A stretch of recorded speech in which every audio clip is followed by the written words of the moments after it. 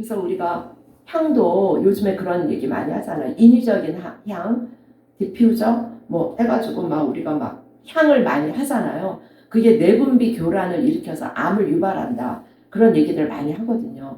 근데 그런 인위적으로 만든 향과 또 아로마, 천연적인 향은 틀려요. 그래서 천연적인 향은 엄청 값이 비싸죠. 그래서 향수가 좋은 향수는 굉장히 비싸고 싸구려 향수, 인위적인 향수는 굉장히 값이 싸요.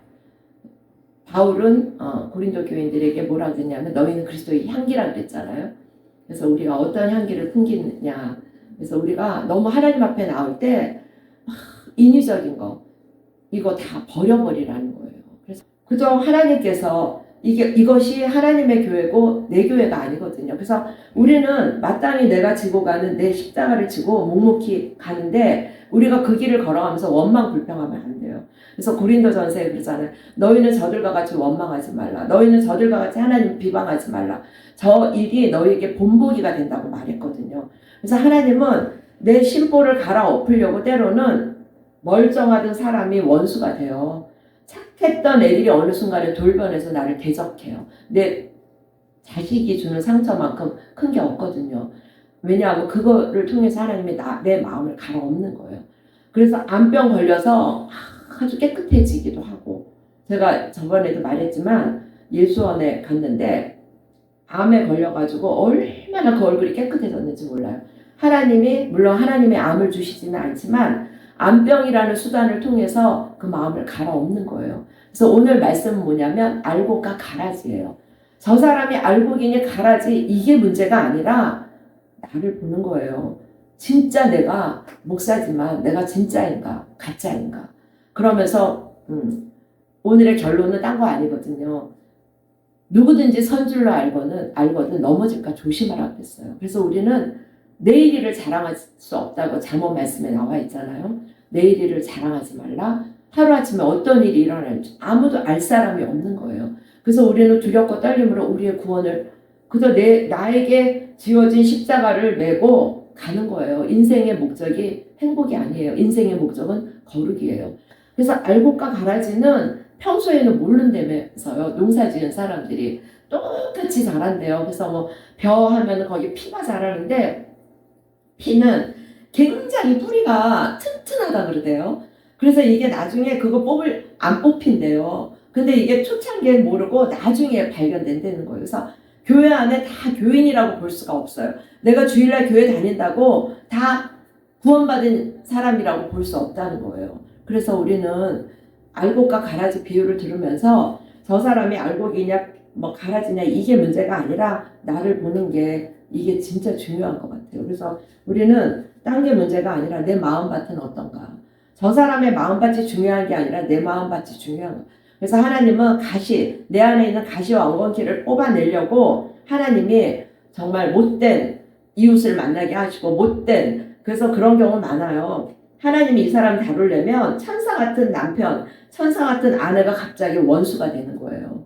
하나님 이 사람 다루려고. 근데 이 사람 피해서 또 다른 사람 만나봤자 내 안에 있는 문제가 해결이 안 되면 이 사람이 또 돌변해버려. 우리 그런 거 너무 많이 해요.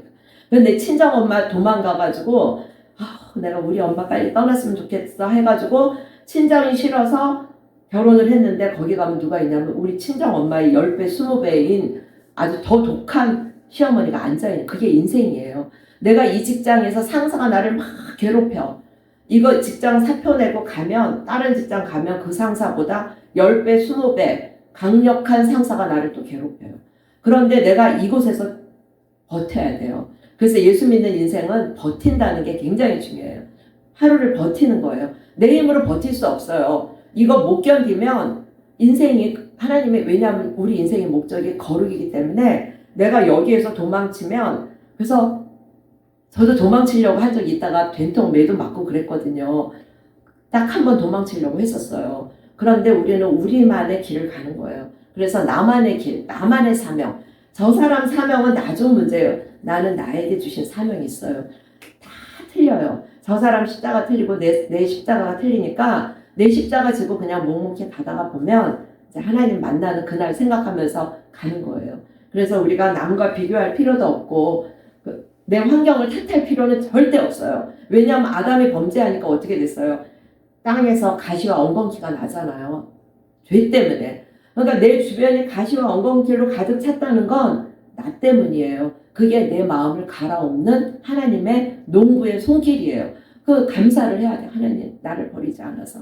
그래도 나 인간 만들려고, 나 사람 만들려고 하나님 저 사람 통해서 나를 밟는군요. 해야지. 네가 나를 밟아. 이거는 성숙하지 못한 사람이에요. 그래서 하영조 목사님 아들이 울면서 그랬대잖아요. 하나님 우리 아버지 종처럼 부려먹다가 하영조 목사님이 막 별 소문이 다 휘말렸거든요. 마약을 하느니 뭐 해가지고 그래서 하영조 목사님 하신 얘기가 뭐냐면 목사는 짓밟히기 위해서 있는 존재라는 거예요. 왜냐하면 목사가 목사로 되려면 짓밟힘을 당해야 돼요. 그래서 평탄한 인생을 걸어온 목사의 말은 별 감동이 없어요. 근데 고난과 그 죽음을 뚫고 나온 메시지는 파워가 있어요. 그래서 하나님은 하나님의 종을 종되게 하려고 때로는 자식이 자살을 하기도 하고 그 워렌 위어스비 목사님 아들 자살했잖아요. 목적이 이끄는 삶. 세계적으로 유명한 목사님이고 선교사님들 자식들이 선교지에 가서 자식이 죽임당하는 경우 굉장히 많아요. 피눈물을 쏟는 거예요. 왜냐? 하나님 밟는 거예요. 그래서 우리 인생이 결국은 하나님 나 인간 만들려고 내 안에 있는 가시 엉겅퀴 다 뽑아내려고 그래서 나를 작품만 그래서 우리가 이 땅을 떠날 때는 정말 멋진 작품으로 가야 돼요. 제가 기독교 마리아 자매에 갔을 때 자매님들 얼굴이 굉장히 맑은 자매들이 있어요. 거기는 왜 그 아이를 많이 낳아서 아기 많이 낳은 사람들도 이게 도끼가 빠진다면서요. 그래서 혼자 있는 사람들이 도끼가 많아요. 왜냐하면 다루심이 없어. 남편한테 다루심, 자식을 통해서 다루심, 시댁이랑 다루심 이게 없거든요. 그래서 제가 영락교회 그 우리 올케가 영락교회 전도사 할 때 영락교회 목회자들 중에 혼자 있는 목회자들 봤는데 하나 연합이 안 된대요. 다 따로 혼자 살아. 나중에 이거는 편집해 주셨으면 좋겠어요. 그러니까 다 너무 자기만 아주 누구하고 화합할 줄도 모르는 거예요. 근데 하나님은 정말 하나님의 다루심을 받는 목회자는 그래 그냥 결국은 하나님이 저 사람을 통해서 나를 밟는다. 저 착한 사람이 돌변할 때는 나를 밟기 위함이구나. 그래서 내 주변 사람 탓할 필요가 없어요. 그래서 내가 온전한 작품이 되면 주변이 다 변화가 되는 게 그게 복음이에요. 그래서 내가 이 직장에서 끝까지 버텨야 돼요. 그래 하나님이 저 상사를 통해서 나를 밟는구나. 끝까지 이기면 그 다음에 하나님이 나를 업그레이드 시켜서 한 단계 더 올려줘요. 그런데 이거 도망치면 그 사람 인생은 맨날 쳇바퀴예요. 쳇바퀴.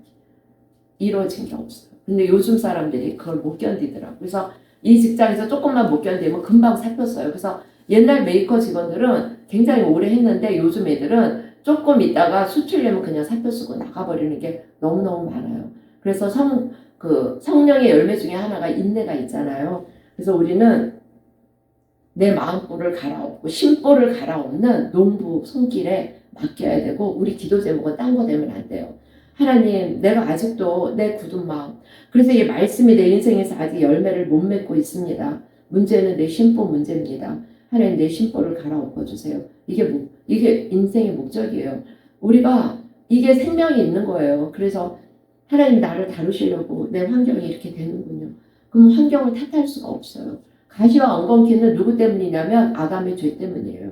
그래서 우리가 절대 유치한 인생, 유치한 신앙은 남을 비판해요. 근데 성숙한 사람은 그래 나 다루려고 한다. 이렇게 해요. 그래서 내가 욕을 먹어도 막 억울하고 분해서 잠 못 잔다. 나는 아직 신앙의 어린아이예요. 저도 그래요. 막 기분 나쁜 소리 들으면 밤에 잠 못 자요. 아직도 갈 길이 멀은 거예요. 이거 가지고 우리는 애통해야 돼요. 내 환경 때문에 애통할 게 아니라 하나님 언제나 제가 사람다운 사람이 되겠습니까? 그래서 목사만 짓밟히기 위한 인생이 아니에요. 하나님 나를 밟아요. 그럴 때 야곱이 얼마나 하나님 그 성질 죽이려고 험악한 인생 살았다 그러잖아요. 그 나중에 작품이 돼가지고 이스라엘 12지파를 예언하는 예언자로 이 땅을 떠나잖아요. 그래서 우리가 야곱의 인생을 보면 소망이 있습니다. 그래서 우리는 때로는 돌밭이 되기도 하고 때로는 가시가 되기도 하고 그래서 계속 비유로 하나님 말씀하시잖아요. 그래서 오늘 말씀은 마태복음 13장 24절에서 30절. 그래서 우리 인생의 목적은 이 말씀이 내 인생에서 열매를 맺어야 돼요. 이 말씀이 내 인생에서 성취가 되는 거예요. 이 믿음, 그게 히브리서 4장에 믿음과 화합해서 내 인생의 유익이 돼야 돼요. 또 보이건을 집주인의 종들이 와서 말하되 주여 밭에 좋은 씨를 뿌리게 하였나이까. 그런데 가라지가 어디서 생겼나이까. 주인이 이르되 원수가 이렇게 하였구나. 종들이 말하되 그러면 우리가 가서 이것을 뽑기를 원하시나이까. 주인이 이르되 가만두라. 가라지를 뽑다가 곡식까지 뽑을까 염려하노라. 같이요. 둘 다 추수 때까지 함께 자라게 두라. 추수 때에 내가 추수꾼들에게 말하기를 가라지는 먼저 거두어 불사르게 단으로 묶고 곡식은 모아 내 곳간에 넣으라 하리라. 아멘. 예. 여기 보면 예수님이 또 비유로 말씀하시잖아요. 천국은 어떤 곳이냐. 우리 천국은 죽어서만 가는 곳이 천국이 아니라 그랬잖아요. 하나님의 나라는 임하는 거예요. 하나님의 나라가 오는 거예요. 그래서 오늘 내가 지옥을 사는 사람은 절대 천국에 갈 수 없다 그랬어요. 그래서 우리는 날마다 천국을 누리며 경험하면서 사는 거예요. 어떠셨어요? 이번 한 주간 천국의 삶을 사셨나요? 지옥 같은 삶을 사셨나요? 우리는 마음의 기쁨과 평안과 우리 뜻이 뭐라 그랬어요? 항상 기뻐하라. 쉬지 말고 감사하라. 쉬지 말고 기도하라. 범사에 감사하라. 이것이 너희를 향한 하나님의 뜻이라고 했잖아요. 우리가 하나님의 뜻을 엄청 구하는데 항상 기뻐하는 게 하나님의 뜻이래요. 그래서 우리는 항상 기뻐해야 돼요. 환경과 상관없이. 그리고 쉬지 말고 기도하는 거. 늘 주님과 교통하는 거예요. 왜냐하면 주님을 사랑하니까. 내가 얻으려고 기도하는 거 아니에요. 주님과 대화하고 싶고 사랑하는 사람은 매일같이 말하잖아요. 똑같아요. 내가 주님을 사랑하기 때문에 쉬지 말고 기도하는 거예요. 그리고 범사에 감사하는 거예요. 그저 감사. 그래서 저는 손님들이 벌써 감사라는 단어가 많은 사람은 역시 예수 믿는 사람이 감사가 입에 붙었어요. 그래서 내 말 가운데 감사가 많은가. 그래서 저는 이 나이에 그래도 거의 우리가 70년, 60년 우리가 두 다리 이렇게 걷는 게 얼마나 감사한지 몰라요. 손을 쓸 수 있는 것도 너무너무 감사합니다. 물을 마실 수 있는 것도 너무너무 감사합니다. 이 감격이 없어지면 안 돼. 이거 감격스러워해야 될 일이에요. 우리가 이렇게 수십 년을 그래도 내가 말도 할 수 있고 볼 수도 있고 들을 수 있는 이건 기적과 같은 일이에요. 여기에는 감격이 따를 수밖에 없어요. 그래서 일할 수 있는 게 너무너무 감사하고 내가 먹을 수 있는 게 감사하고 그래서 복음은 그거예요. 보아너게 우레의 아들이 변해서 사랑의 사도로 변화되는 거예요. 그래서 사기꾼 야곱이 변화되는 거, 이스라엘로 변화되는 거, 그게 복음이에요. 그래서 예수를 믿으면 그렇게 달라질 수밖에 없어요. 그래서 가라지냐 알곡이냐를 우리가 깊이 고민해 봐야 돼요. 그래서 저는 밤에 가라지와 알곡을 많이 생각을 해봤어요. 가라지 알곡. 근데 사람들은 빨리 가라지 뽑아버리고 싶다고 그러는데 하나님께서 뭐라 그래요? 가만두라고 그러잖아요. 우리는 저 사람 좀 어떻게 빨리 해버리고 싶고 저 사람이 교회의 화근이 되니까 저 사람이 우리 집에 문제가 되니까 저 사람을 어떻게 좀 하나님이 좀 혼내줬으면 좋겠다 생각하잖아요. 그게 아니라는 거. 가만두라. 그래서 우리가 오늘의 결론의 말씀을 읽고 마치겠습니다. 고린도전서 아까 제가 읽었던 말입니다. 고린도전서 10장 12절. 고린도전서 10장 12절. 우리가 꼭 마음에 이거 외워야 돼요. 고린도 교회가 어떤 교회예요? 성령의 은사가 되게 많았어요. 근데 가장 시끄러운 교회가 고린도 교회였어요. 그런데 나중에 고린도 교회가 어떻게 됐어요? 니파 네파 다 나뉘었잖아요. 나는 바울파다, 나는 아볼로파다, 아니야 나는 그리스도파다. 바울이 기가 막힌 거예요. 너희가 이렇게 분쟁이 있으니 너희는 아직도 육신에 속한 자라 그랬어요. 그러면서 지금 고린도전서 10장에 뭐라 그러냐면 10장 12절 그런즉 선줄로 생각하는 자는 넘어질까 조심하라.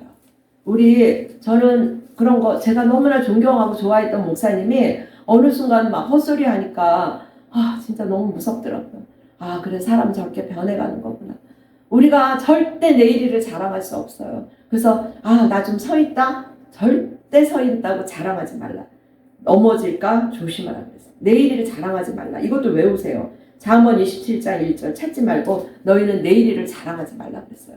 그래서 무덤 앞에 가기까지 그런 우리 속담 있잖아요. 남의 흉보지 말라 그랬나? 자식 있는 자는 무덤 앞에 가기까지 내 자식이 어떻게 될지 모르거든요.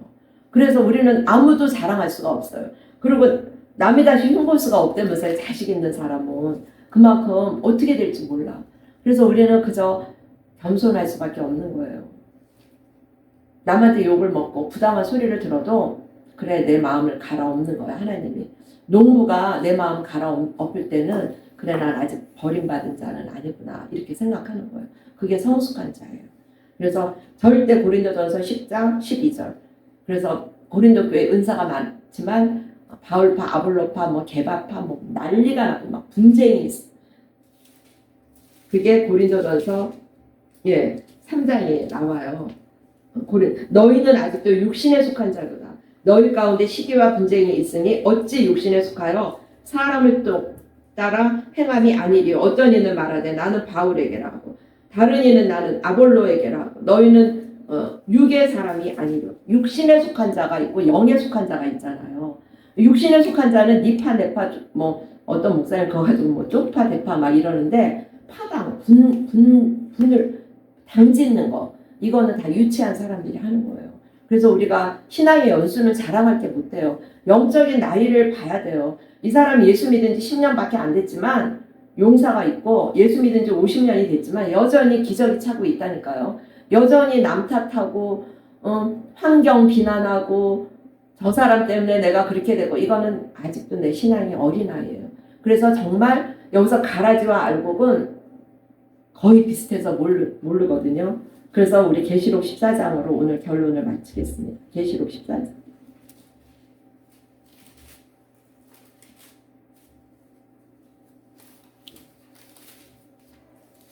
낫이 있잖아요.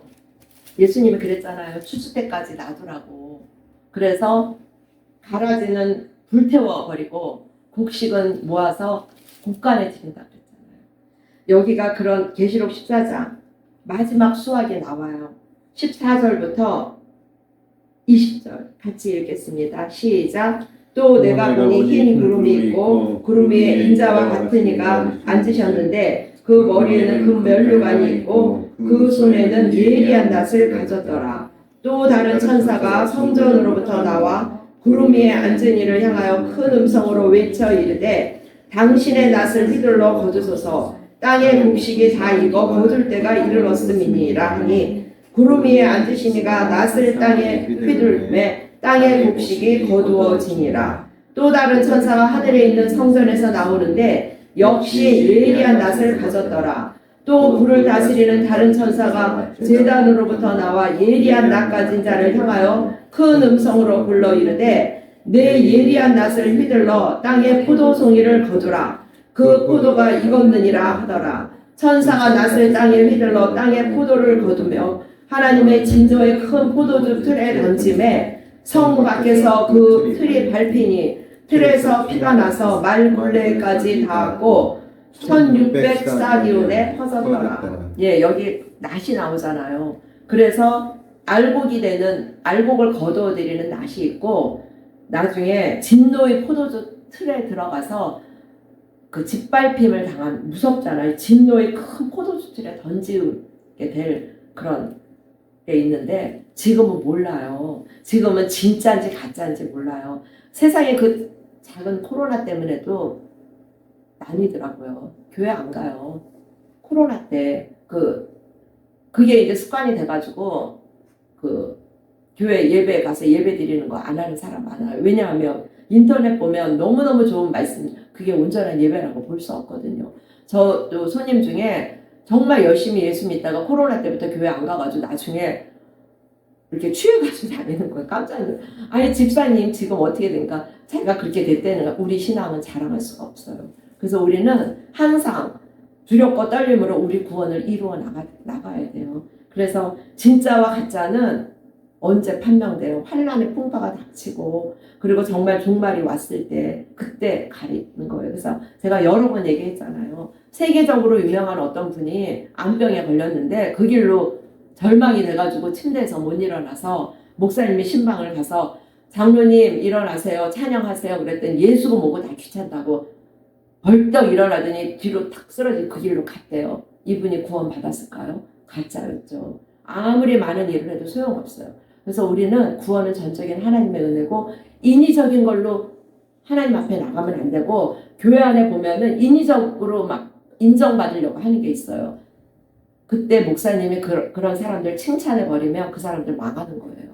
그래서 아나니아와 삽비라가 헌금 안 하면 안 죽어요.